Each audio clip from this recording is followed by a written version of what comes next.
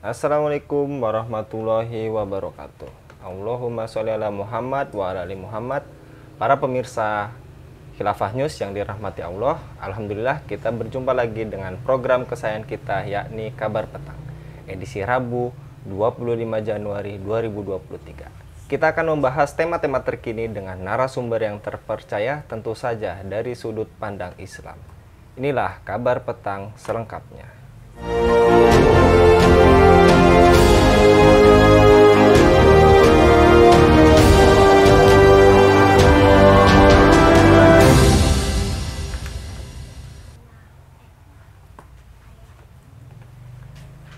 Indonesia mengutuk keras pembakaran Al-Quran yang dilakukan politikus sayap kanan Swedia Denmark, Rasmus Paludan. Paludan melakukan pembakaran Al-Quran di depan Kedutaan Besar Turki di Stockholm, Sabtu 21 Januari 2023. Kecaman tersebut dikeluarkan oleh Kementerian Luar Negeri Republik Indonesia lewat akun resmi di Twitter, Minggu 22 Januari 2023. Indonesia mengutuk keras aksi pembakaran kitab suci Al-Quran oleh Rasmus Paludan, politisi Swedia di Stockholm. Bunyi pernyataan dikutip dari Antara. Apakah penodaan terhadap Al-Quran menyikap iklim Islamofobia dalam politik Eropa? Bagaimana hukum Islam terkait pembakaran Al-Quran? Bagaimana seharusnya sikap Indonesia dan seluruh dunia Muslim menyikapi kasus ini? Untuk membahasnya kami terhubung dengan Bung Farid Wajdi, Direktur Forum on Islamic World Studies. Kita sapa terlebih dahulu. Assalamualaikum warahmatullahi wabarakatuh, Bung Farid. Waalaikumsalam warahmatullahi wabarakatuh. Sehat, Bung Farid? Alhamdulillah, Alhamdulillah. sehat. Baik, Bung. Tadi menyikapi pembakaran Al-Quran yang dilakukan oleh politisi Swedia bernama Rasmus Paludan pada Sabtu 21 Januari 2023 membakar sebuah Al-Quran dalam sebuah demonstrasi di depan Kedutaan Besar Turki di kota Stockholm. Bagaimana tanggapan Anda menyoroti kasus ini, Bung Farid? Ya, pertama ini jelas ya mencerminkan Islamofobia yang mengurat dan mendarah daging di Eropa ya dan di belahan negara-negara barat lainnya ya. Apa yang dilakukan oleh politisi sayap kanan Swedia ini, Rasmus Paludan, jelas mencerminkan kebencian mereka yang sangat luar biasa ya terhadap Islam ya, karena bagaimanapun Al-Quran merupakan kitab suci umat Islam ya. Yang kedua, perlu kita perhatikan ini juga sebenarnya sesungguhnya merupakan uh, tamparan keras ya bagi negara seperti Turki ya, karena pembakaran ini dilakukan di depan kedutaan besar Turki. Artinya apa?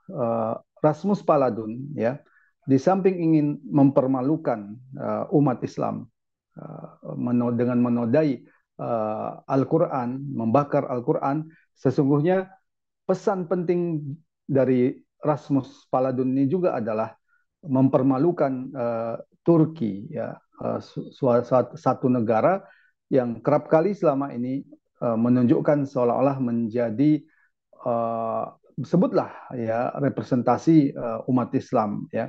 Artinya apa? Rasmus Paludan ya sebenarnya ingin menunjukkan bahwa Turki tidak bisa berbuat apa-apa ya, berhadapan dengan dirinya karena dirinya akan dibela oleh negaranya dan itu terbukti bagaimana kemudian pemerintah Swedia itu tidak memberikan sanksi apapun ya dengan alasan ini merupakan bagian dari kebebasan berekspresi. Dan bahkan NATO di mana Turki menjadi bagian di dalamnya itu juga tidak melakukan kecaman ya, bahkan mengatakan hal yang sama bahwa ini adalah bagian dari kebebasan berekspresi. Demikian. Baik, Bung Farid. Terkait tadi, Bung, aksi pembakaran Al-Quran di negara-negara Eropa khususnya Swedia, apakah penodaan terhadap Al-Quran menyikapi budaya Islamofobia dalam politik Eropa, Bung Farid? Ya, Eh, Kalau kita lihat ya ada sebutlah tiga faktor ya kenapa kemudian hal-hal seperti ini terus berulang ya. Faktor pertama adalah kebencian terhadap Islam yang saya katakan tadi memang sudah mendarah daging ya, mengurat bahkan berakar ya. Dimulai dari perang salib di mana kebencian negara-negara Eropa terhadap kekuatan politik Islam yakni khilafah ala minhajin nubuah pada waktu itu sangat luar biasa ya. Eh, yang kedua, ini juga sesungguhnya eh, mencerminkan apa yang disebut sebagai kekhawatiran terhadap pengaruh Islam yang semakin menguat di dunia, menggantikan kapitalisme. Dalam sebuah diskusi dengan seorang aktivis Islam Eropa, ada hal yang menarik yang dia katakan ya. Kenapa saat sekarang ini Islamophobia itu menguat di Eropa? Itu tidak lain, tidak bisa dipisahkan dari semakin menurunnya pamor kapitalisme, bahkan di negara Barat sendiri ya. Rakyat negara-negara Barat melihat ya bagaimana kemudian kapitalisme telah gagal untuk memberikan kebaikan kepada mereka ya. Hal ini membuat sebagian dari rakyat ya, dari negara-negara Barat yang mau berpikir itu kemudian melihat Islam sebagai ideologi alternatif ya. Ini yang kemudian tidak diinginkan oleh Barat ya. Karena itu adalah penting membangun Islam, jalan Islam. Itu faktor yang kedua. Faktor yang ketiga, menguatnya Islamophobia ini tidak bisa dipisahkan dari kebijakan negara Barat sendiri. Ya. Apa yang disebut dengan kebijakan war on terrorism dan war on radicalism itu sesungguhnya jelas-jelas mengarah kepada Islam. Apa yang disebut teroris itu adalah Islam. Apa yang disebut dengan radikal itu adalah Islam dan kaum muslimin.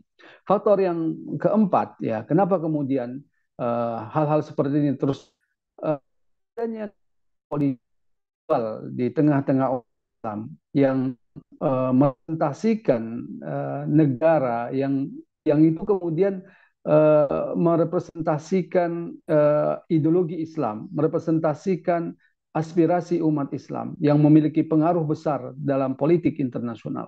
Saat sekarang ini tidak ada lagi negara seperti itu, ya, dan itu hanya ada dan pernah terjadi ketika di tengah-tengah umat Islam di masa kejayaannya itu memiliki khilafah. Ya. Saat sekarang ini tidak ada lagi negara yang membuat negara-negara Barat untuk berpikir ya untuk menyepelekan umat Islam, menghina ajaran-ajaran Islam. Jadi empat faktor itulah yang membuat kenapa kemudian Islamophobia semakin menguat, yang tercermin dari pembakaran terhadap kitab suci Al-Quran ini. Demikian. Baik Bung Farid, terkait tadi 4 faktor suburnya Islamofobia di kawasan Eropa. Nah, sekarang bagaimana hukum Islam terkait pembakaran Al-Quran sendiri, Bung Farid? Ya, jelas kalau berdasarkan syariat Islam, perbuatan seperti ini adalah perbuatan yang akan disikapi ya dengan sikap tegas ya.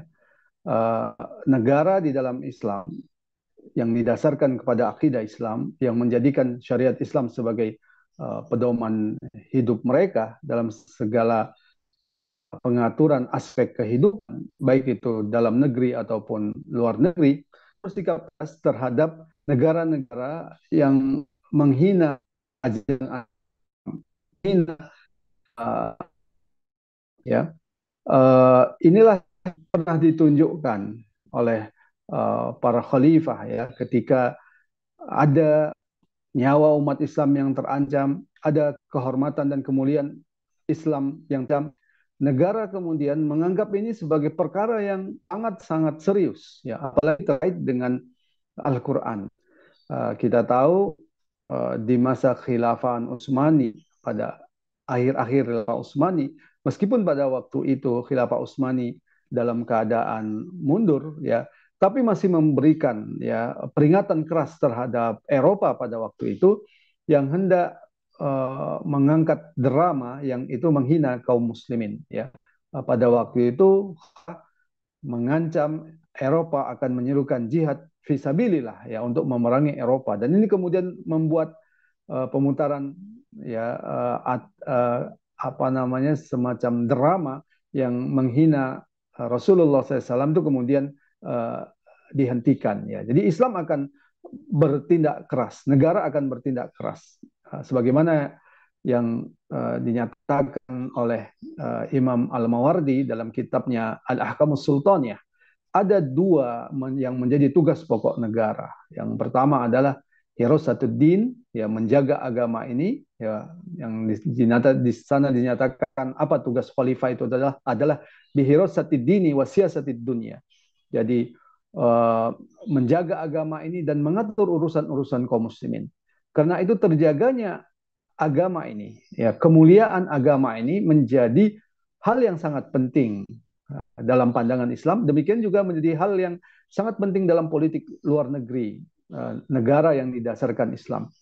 Maka Islam yang terrepresentasikan nanti oleh negaranya tidak akan membiarkan ya penghinaan-penghinaan seperti ini terjadi, akan memberikan sanksi yang sangat tegas. Ini yang saat sekarang ini kalau kita lihat tidak ada lagi di tengah-tengah umat Islam, ya, alih-alih kemudian melakukan tindakan tegas, ya, yang ada itu uh, hanyalah sekedar pengecaman, ya. Itu pun pengecaman itu dilakukan pada seperti Indonesia misalkan hanya pada level menteri luar negeri, ya.